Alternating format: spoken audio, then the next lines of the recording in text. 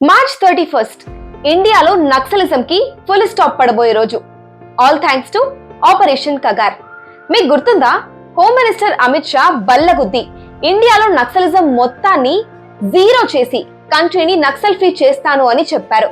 చెప్పినట్టే కొన్ని గంటల టైంలోనే యాక్షన్ ప్లాన్ ఎగ్జిక్యూట్ చేసి ఎఫర్ట్ పెట్టి మరి ఒక 2025 లోనే 3000+ నక్సల్స్ ని అరెస్ట్ చేయడంతో పాటు ఇంకా సరెండర్ అయిపోవడమే బెటర్ అనే ఫీలింగ్ తీసుకొచ్చి కొంతమందిని, మోస్ట్ ఇంపార్టెంట్లీ మావోయిస్ట్ సరెండర్ అయితే రెడ్ కార్పెట్ తో వెల్కమ్ చెప్తాము అని గవర్నమెంట్ చెప్పింది.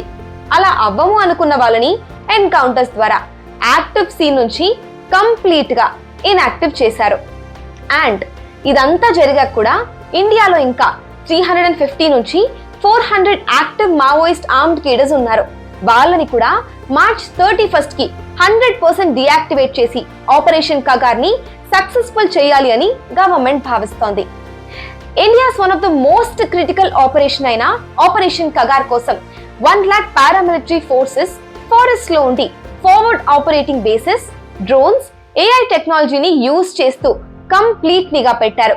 దీంతో స్టేట్స్ మధ్యలో కోఆర్డినేషన్ కూడా స్ట్రాంగ్ అయింది, which in turn helped in deactivating the Maoist cadres. In a way, ఎన్నో ఇయర్స్ నుంచున్న ప్రాబ్లమ్స్ కి ఆపరేషన్ కగార్ తో శుభం కార్డ్ వేయడానికి గవర్నమెంట్ అన్ని ఎఫర్ట్స్ పెడుతోంది. మరి మార్చ్ 31 నిజంగానే నక్సలిజం కి శుభం కార్డ్ పడుతుందా? మీ ఒపీనియన్ ఏంటో కామెంట్ చేసి చెప్పండి.